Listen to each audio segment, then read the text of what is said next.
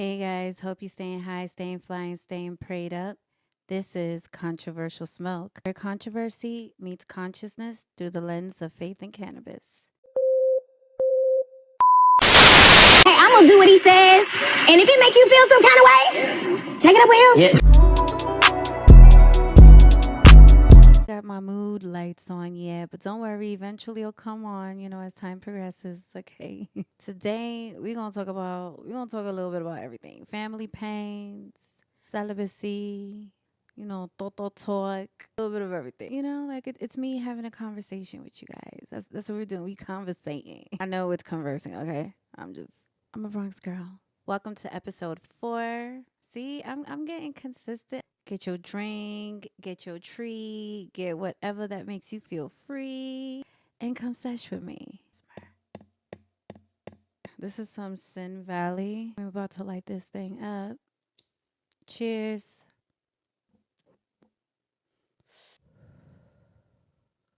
I love me some Sin Valley. It's nice and smooth, sweet, chill. You know what I'm saying? So let's start with the first topic at hand. Oh, I got my notes. I gotta write notes because then I will totally forget. Okay. I'm wearing almost burned my shit. Oh, I did a little bit. I am wearing the Grower Circle sweatsuit attire. It's very cute, very me. All black, everything. You already know what I mean. The whole thing is a vibe. I love it, as well as this Sin Valley. But I am not feeling the vibe of the person who gave it to me. But we'll talk about that a little later down in the podcast. Okay. Cheers. Hope you guys are having a great evening. Hope you guys are having a great day. Hope you guys are having a great morning wherever you are. So let's get into these family pains because, I be on Instagram and I be seeing certain things that's about colorism and, being an Afro Latino and seeing a lot of Afro Latinos that don't even really look Afro Latino. They always claimed Latina until now. I'm always having these debates, and people always wonder why I have these debates, and it's because I lived it. I'm Puerto Rican and Haitian. I'm from the Bronx, and we already know low key which side had more of a problem with my mix, and it's not the Haitian side. So growing up, I was seen as the black cat. Nobody really wanted to hang out with me. Parece más morena, pelo malo y todo eso. So I always felt left out until I started learning more about who I am and what this world sees me as or perceives me as. I was never taught to just like Haitian people or just like Puerto Rican people. I've been taught that within my own family to practice that type of discernment. However, I've never accomplished that part because, hello, look at how I look. Parece morena, pero sigue con la mierda que te voy a meter un cocotazo, pendeja. I know a lot of Afro Latinos feel this way as well because we look like this. And society thinks we look like Jennifer Lopez or, Sofia Vergara. In reality, we come in all different colors. We're like the United Nations, like my mom says. We're like the United Nations. You know what I'm saying? But there is an issue with colorism and texturism within my own family. And I grew up with that. And I really thank God that my dad steered me out of that situation without me realizing it. Because when you're young, you're hard headed. You don't realize what your parents are trying to prevent you from going through until you keep touching the fire and they let you get burned. And now you're like, I'm not that close with really neither side of the family. I'm very much a loner. My parents raised me. Okay. My parents raised me. So I'm not that close with neither nor. However, one side stands out a little more because I was always referred to as, when I was younger, half monkey, half Puerto Rican. And the first time I heard that, I ran and told my dad. The moment my dad came to pick me up, I said, Dad, they call me half monkey, half Puerto Rican. He said, what? And after that, my father paid a babysitter, and I was taken care of by the babysitter all the way up to 11th grade of high school. Now I understand why. He felt like, you going through this with your family. I know you're going to go through this with the outside world. However, I would rather you deal with it with the outside world than to be dealing with it with your family because it'd be your own family. They've always kind of treated me like the black cat because, yo tengo pelo malo y parece más de morena. But I guess now that kind of surpassed, well, not really, but like for me, it hasn't because when you're young, you remember those things and you take in those feelings that you felt. Like I even had one uncle that didn't even want me to go into his apartment. So he preferred that I stay in the lobby in the fucking hood in the Bronx while his daughter goes upstairs to get clothes to stay over at my house. And that's when I realized these motherfuckers really be thinking they shit don't stink because they're a little more light skinned. And the funny part about the whole thing is that, the side that they call monkey are actually the more successful side. Catch it. That's why colorism shouldn't be an issue because really it doesn't matter what color you are. What matters is your character and your stride, what you're trying to do and what you're trying to hide. So I felt like, that had to be known because I'm very much Puerto Rican and Haitian, and I'm very proud of that. However, I don't like the bullshit that comes with the Puerto Rican side because I've even had to cut off friendships because of the attitudes and the stuck upness in, knowing that they are of privilege. I fucks with the Afro Latinos a little more because, they trigueña and a little darker, you know what I'm saying?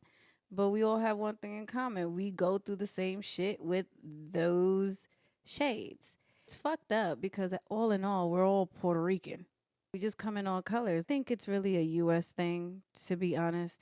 But I grew up with this all my life where I was like the least favored grandchild too. And the lightest one was the most favored.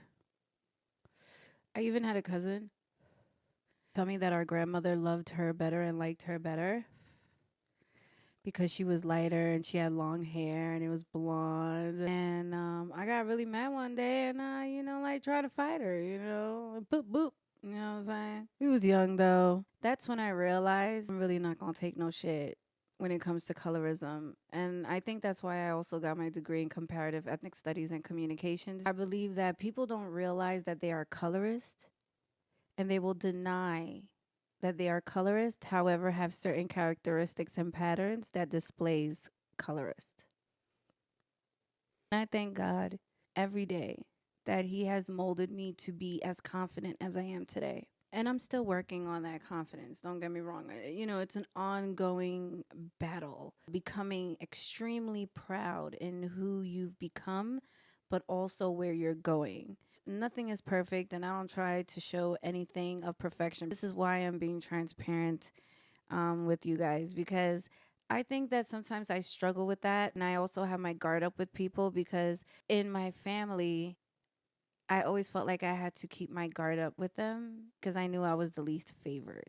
Like the grandchild or the niece that they wish looked more Puerto Rican, down to the hair. And a lot of the things that I went through growing up is pretty traumatizing. And I'm so glad that my parents, especially my dad, took me out of that toxic environment and placed me somewhere where I can just be me and not have to second guess who I am and what I'm made up of, nor be ashamed of what I'm made up of. Like being around them made me feel more ashamed to be half Haitian. Puerto Rican was being better.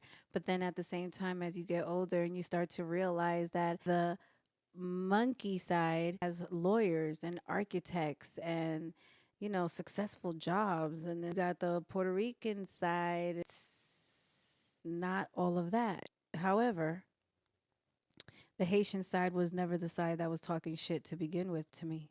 They wasn't calling me like half Hispanic, half Haitian. They wasn't calling me half Platano, half Haitian. They wasn't doing that. So I think that it's not opening a wound for me. Now it's like, who's the winning team? Because Afro Latinas are in, okay? Okay? Don't care what they say. At the end of the day, pigmentation and melanin is going to assure that I age beautifully. I won't look my age. Look, I'm 39. I'm 39. And I've always prayed, like, Lord, please give me the fountain of youth. I will do good. I'm going to be a good vessel. I may not be perfect, but I am going to be as good of a vessel as I can be. And I feel like God has answered my prayers because I don't even look my age. I get hit on by younger people. I'm not that old, but I'm old. You know what I'm saying? So yeah, like now that I'm 39, I've embraced being an Afro Latina. I embrace both sides with pride. However, I am going to put you in your place if I need to because I'm not going to have this degree sitting here for nothing. Okay? I'm going to educate you even if you don't want to be educated. And if you need books, I got you. I'll tell you the names and you could get it on Amazon. For me, it was through college. My professors told me to get the hip hop reader. I was even learning about where I come from, you know, being from the Bronx and having that pride of being from a borough that is hip hop's birth certificate. You know what I'm saying? Before it's like, dirty bra, shut the fuck up. Shut the fuck up. Hip hop's birth certificate, the borough is the Bronx. I don't give a fuck how many of y'all think there's hella rats. Check out Brooklyn. They got fucking rats too. All the boroughs got rats. Stop it. So anyway, I embrace everything of who I am and what I am. And I think sometimes it makes people feel some type of way or maybe it intimidates people because it took time for me to be 10 toes down with myself. Cause I used to shit when I was younger. I even used to lighten my skin. Yes, I did. I bleached it. My dad called me bleaching myself. Found the bleaching cream and he threw it out. He was like, "What are you doing to your skin?" And that's when I realized I had a problem, and it was because of my mother's family. I think that's when my father knew that my mom's family was just like not good for me. Fast forward from when I was 5, 6, 7, 8, 9, 10. To now being 39 years old and I see the same bullshit. And I've also faced the same bullshit. You got people that you meet and you're like, yeah, I'm Puerto Rican. And they're like, you're Puerto Rican? Who's Puerto Rican in your family? Like, why are you asking all these damn questions? If I tell you that I am Puerto Rican and Haitian, I am Puerto Rican and Haitian. Why do you have to know which one is Puerto Rican? Why you gotta know how I like my pasteles? If I like it with ketchup, I'm not Puerto Rican. What the fuck is wrong with y'all? Now, I'm not saying all Puerto Ricans are like that. I'm saying the colonized ones are like that. However, when I have to translate at my job and they look at me like a deer caught in headlights, it makes me happy. And I also get tipped well because, they're so embarrassed by their ignorance that they just feel compelled to tip me. You should pay for your ignorance. Yeah, you should. You should feel bad. You should pay for your ignorance. Now I've learned how to turn it around and make it a good thing, even though we all know in reality it's not a good thing. It's a bad thing. Thank God my dad took me out of that environment so that I could be more confident because now I think I'm a bad bitch. This skin tone is pretty. These almond shaped eyes, it's pretty. I'm about to be 40 and I don't even look it thanks to melanin and pigmentation. Wanted to, put that out there because I know that if people follow me on Instagram, they're like, this girl be debating. And yeah, I took debate in college and I've learned how to debate with people who say Haiti is not a Latin country. I be like, yo, Google this shit, son. It's not hard. I'm sure you Google bad bitches, right? So why you can't Google, is Haiti the first Latin country? Yes, it is. The whole debate I'd be baffled by the ignorance. And it's so candid. I highly practice discernment with people because I don't know what your agenda is and I don't know if you like me because I'm half Puerto Rican or you like me because I'm an Afro Latina. Like to me there's a difference. Afro Latina, I'm coming like this. I'm coming with dark hair and brown eyes, high cheekbones and full lips. Like, how I'm coming because I'm an Afro Latino. But then society be making it seem like Afro Latinos be just like trigueña, like my mother's complexion. You know what I'm saying? When we really come in all colors, that's why it's Afro Latino. Look at Tengo Calderón. You know what I'm saying? Look at Evie Queen. General. I know that a lot of other people have dealt with that too, being an Afro Latino, because your hair didn't come out the way they wanted it to come out, your features didn't come out the way they wanted it to come out, your skin complexion didn't come out the way they wanted it to come out, and you could kind of tell. You could kind of tell when they're like, "Wait, she's family." I feel like if I was a couple shades later, oh my god, it would have been all over me like white on rice, because I came out real Taino Afro Latino. I'm gonna bask in my light skinned Puerto Rican privilege and just make you feel like you are less than, and call you half monkey, half Puerto Rican, and have everybody laugh at you. Now, I don't give a fuck. Middle fingers up. Don't like me? I could give not one fuck. I don't hold my tongue for no fucking body. If I feel like you letting your privilege get in the way of your consciousness, I'm gonna put you on to what you need to be put on when it comes to me. I don't give a fuck if you want to know about it or you don't want to know about it. Either way, you gonna know this about me, so you know further on how to approach me. Yeah. And I think that also helped me develop this very strong bitch outer core that I have about me, where it seems like she's mean, intimidating. A lot of the time is my defense mechanism with a monotone face. However, I be sad inside. Well, not anymore, because now I don't give a fuck. I'm a bad bitch. If you don't like me, suck a dick. I don't care. So I'm multifaceted, darling. A little nasal, but I can't help with that, all right? I sound a little bit like Rosie Perez. I get it. I get it. A lot of people say it. But anyway, before being an Afro Latina was a thing, I've heard a lot of Latinas be like, I know black. I'm Latina.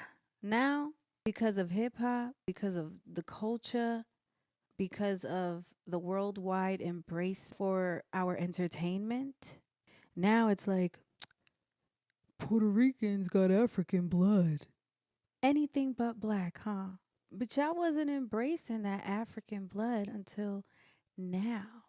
And even the ones that be looking like lighter than my mother, like lighter than Trigueña, they're like, oh, I'm Afro Latina. To me, Afro Latina stemmed more based on the features. Because we're all Latina. We're all Latina. Showing the difference in the features within the term Latina.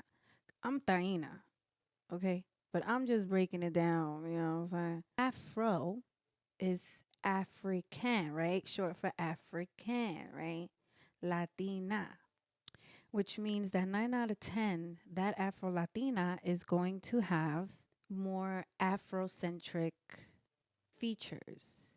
He or she won't be as ambiguous looking. We live in a society that thinks that Puerto Ricans only look like Jennifer Lopez, and that's not the truth. But that is what society likes. That's what the entertainment industry likes. That's what they exploit the most. And that's why most people believe it to be true. So the tradition continues. I feel like some of my family members now are a little more nicer to me. But there are so many things that I remember that I'm just not discussing at this, time, that influenced who I am today. I have trust issues, and I only trust my parents for the most part. I don't like to get too close to people, because I feel like if I get too close to people and I become clingy, they will go for what's more intrinsically trusting, if that makes sense. That's why I have trust issues with people in general. I just don't like to be let down, and because they let me down in so many ways when I was younger, I've trained myself to never allow myself to be let down by anyone. I had to put on some mood lighting for this part of the episode, because this is going to be called Toto Talk. I'm going to go into this celibacy journey that I've been on. I've been celibate for about 3 years since my last relationship. If you've seen any of my past videos, I'm not sure, I probably took it out, but I had an ex, found his ass on a orange site in a blue G-string. And after that, I was like, yeah, I need therapy. So I went and got my therapy. I healed up. And I was just like, you know what? I'm going to focus on me. And 1 year led to 2 years, and 2 years led to 3 years, and here we are. I'm celibate, no kids. I'm about to be 40, you know what I'm saying? And, the Toto be talking. Like before, I wasn't even really looking. Once you become celibate and you learn about yourself, what you're looking for, what you're not looking for, what you want, what you don't want, start to weed out all the bullshit. The pool at this climate be full of dirty syringes, baby mamas, baby daddies, and used condoms. And I just don't want to be a part of that. So I've been celibate for 3 years and I'm very proud of myself. But like I said, the Toto be talking, right? Remember when I said that this fit is a vibe, but the person who gave it to me isn't? Okay, so lately I've been like, I don't know. I don't know if I want to be with a man. I don't know if I want to be with a woman. Honestly, I don't like nobody. So when I started like this other job, she tried to approach me at one point, but like didn't know who the fuck I was. So that's why I always say first time, shame on me, because I'm thinking you know better when you don't, because you don't really know me to understand. But I gotta keep it true, right? I gotta keep it true. After you've experienced my wrath the first time and you ask me to empathize with you a little bit and open myself up back to you, I'm thinking you gonna do better. So let's go, let's go, let's go, let's go. So this person, I so happened to meet at my job a while back. Everything has been professional, nothing more. Okay. Um, Little static here and there, but whatever. We're human. Shit happens. Whatever. I wasn't looking for nobody. I wasn't attracted to nobody. She the one that kind of like said a lot of like slick shit to me, and I'm like, oh wait a minute, wait a minute, wait a minute, wait a minute, wait a minute. Does she like me? I don't wait. So then I still kind of like kept my like space back because I'm just like, I don't know, I don't know. I guess like she liked me or had any type of attraction to me or whatever. And once she started saying like little slick shit to me, I was like, Toto was talking. So Toto was like, like this girl Buggington, like, is she just being fresh? She just being funny? Is she trying to like pull strings and shit? Cause I ain't witty. When I thought that and she was trying to be on, oh, I'm so busy, I'm so busy. I was like, I blocked. You a little too full of yourself. I'm too grown for that. So I blocked her. Went about my merry way, I vanish. I'm a good vanisher. I'm a Cancer. You hurt me, I go away. I leave you alone. She unblocked herself from my phone. And I'm thinking like, okay, maybe, she understands how I am. She know I don't play that. And maybe she will do right by me this time. You busy, I'm busy, we both busy, but we both should make time for who we want to make time for.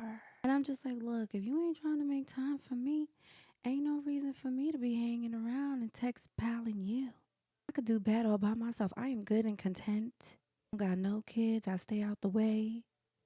I be in the house.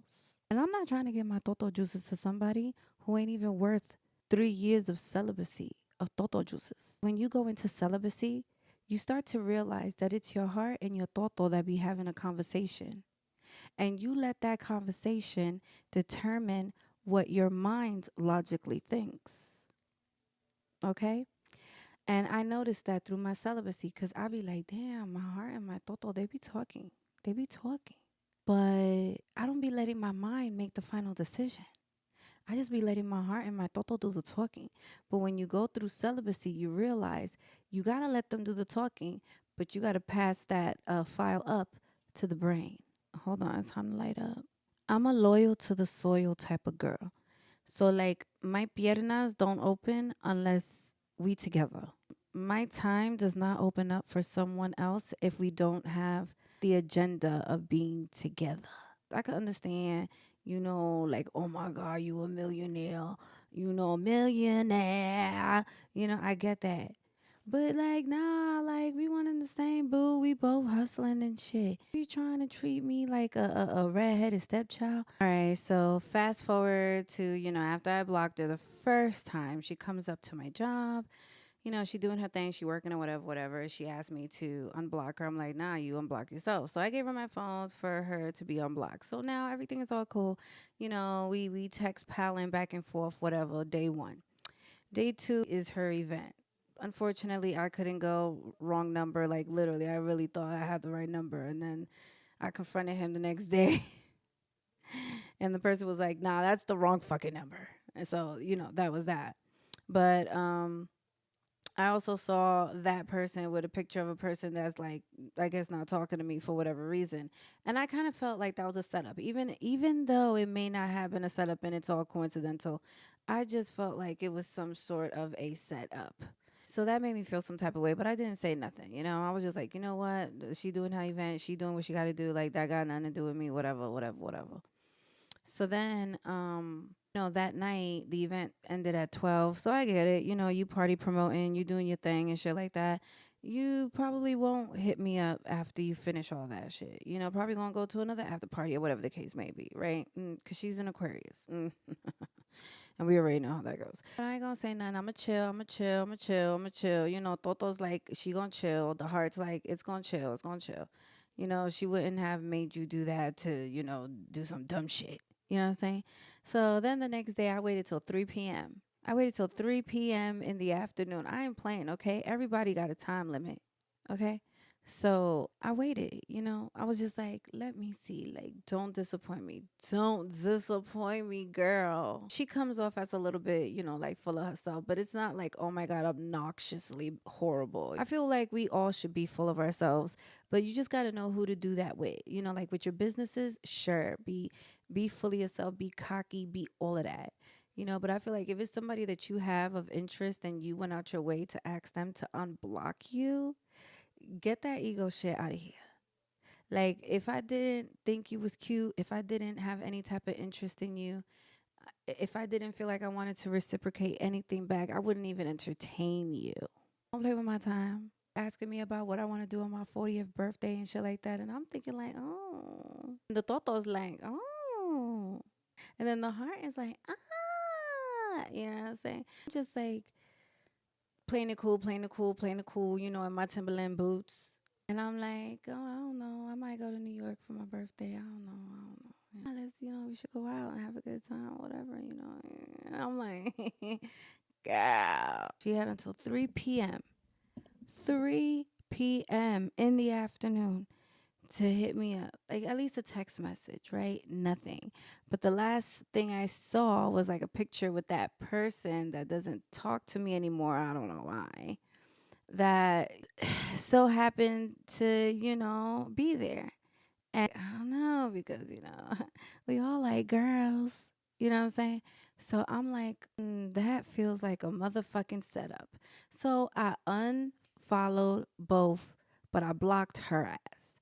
Because the other one, I thought we was going to be like sissies. You know what I'm saying? Like, we cool. I didn't want to sit on her face. I didn't want head in a comfortable bed with her. Her is like, you knew better. So yeah, my feelings was hurt by that, because like, why would you play with my time? I just felt like the old me would have been like, heart, Toto, yes, go. But the celibacy me is like, she like it, but she's thinking twice about it. I think that is practicing discernment without realizing you're practicing discernment. She cute, whatever, but is she cute for my spirit? Is she cute for my time? Looks is looks. Everybody got them.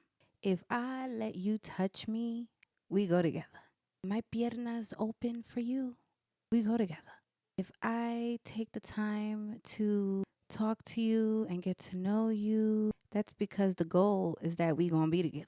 And the day before that, I was like, so are we gonna be text pals? Because like, I don't need a text pal, you know what I'm saying? I mean, I guess she is a lover girl. She calls herself a lover girl, and I knew that was a red flag right there. Once you call yourself a lover girl, I'm thinking Drake. Like, you fucking with all the bitches.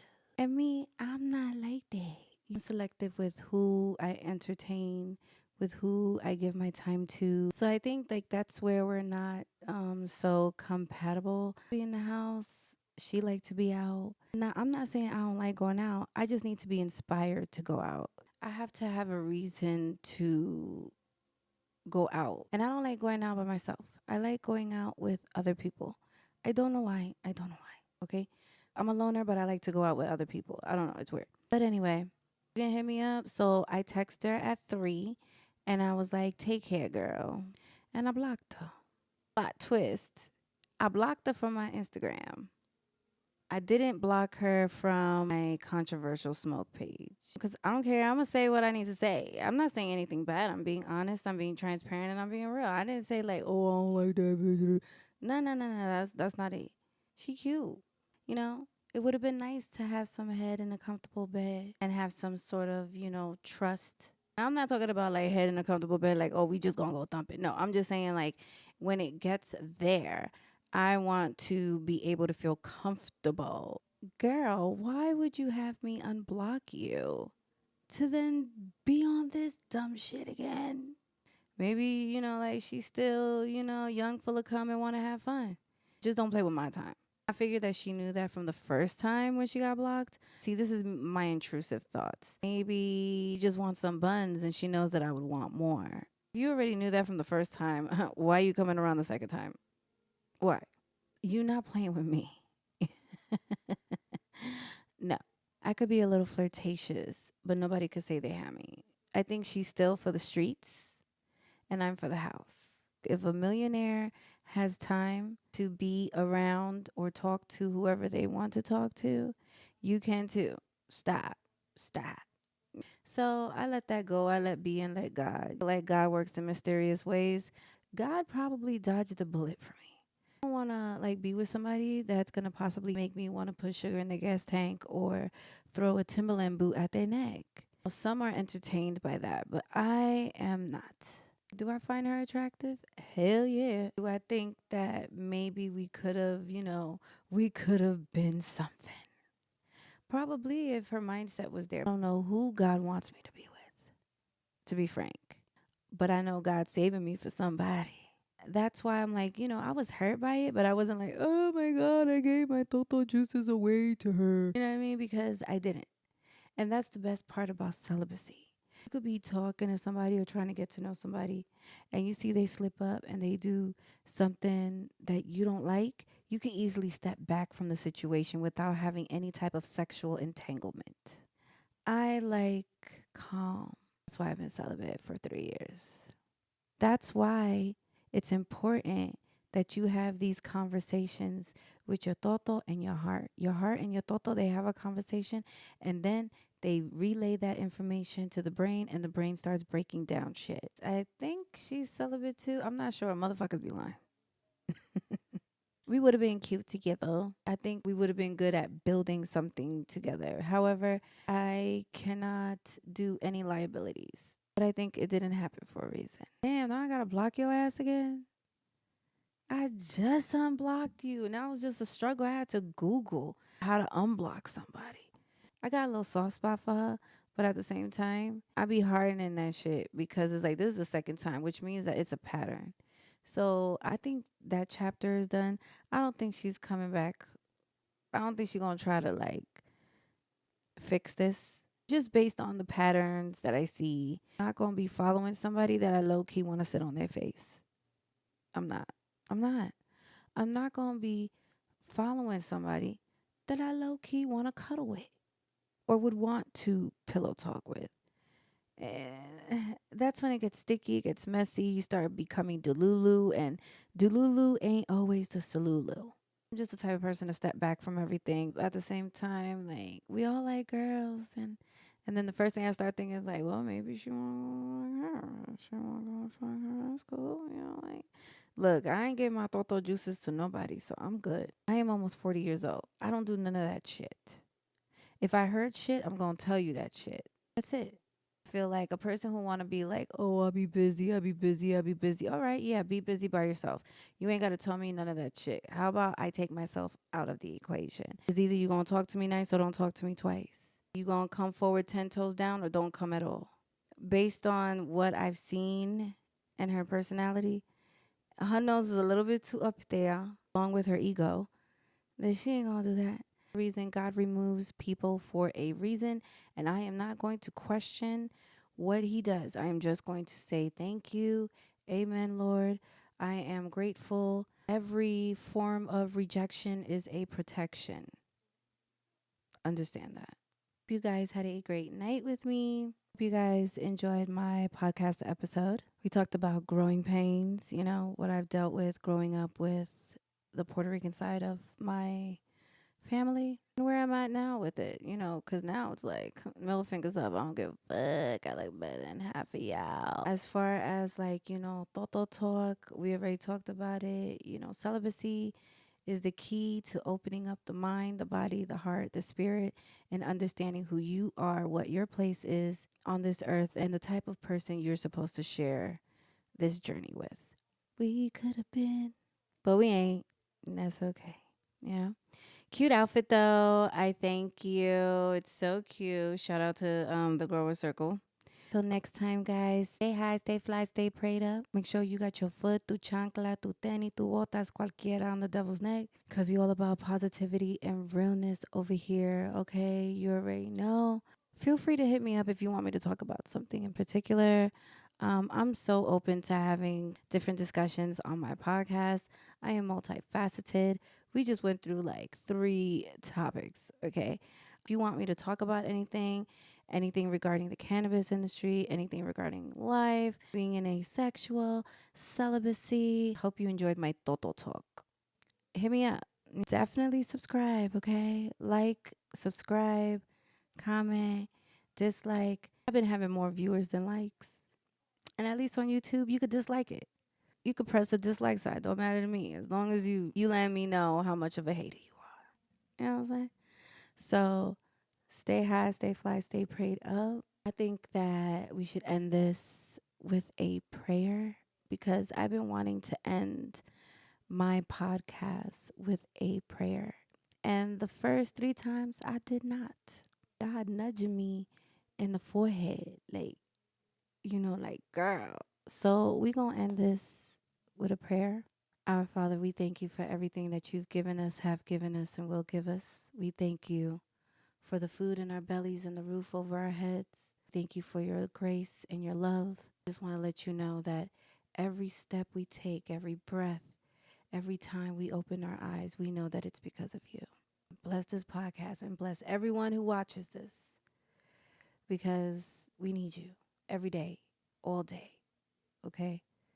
Our hearts is your home. And in your name we pray, Father God. Amen. Stay high, stay fly, stay prayed up. Make sure you got your foot, tu chancla, tu tenis, tu bota, cualquiera on the devil's neck. Protect yourself. Celibacy is cool. Practice discernment. Learn to walk away when you need to walk away. And learn to be okay. Till next time, guys. Besitos. Bye.